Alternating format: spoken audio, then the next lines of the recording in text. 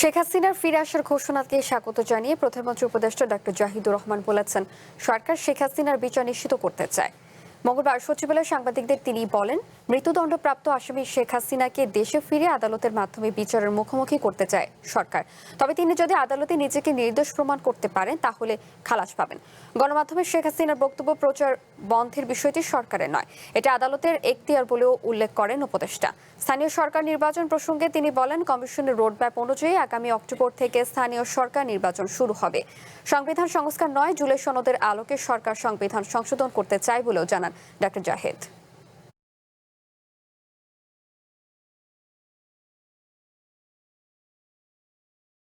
তার মৃত্যুদণ্ড হয়েছে, তিনি আসবেন, তিনি আসলে তাকে আমরা যদি প্রত্যর্পণ করে আনতে পারি, আমরা তো সেই চেষ্টাই করছি।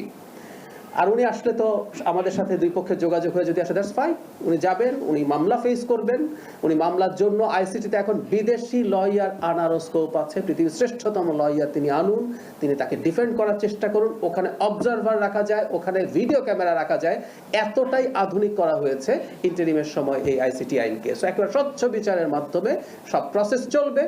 আদালতে তিনি যদি প্রমাণ করতে পারেন তিনি অপরাধী নন, আদালত যদি শেষ পর্যন্ত তাকে অন্য কোনো শাস্তি দেয় অথবা তাকে খালাস দেয়, সেটাও হবে। সো জাস্টিস এভাবেই হতে হয়।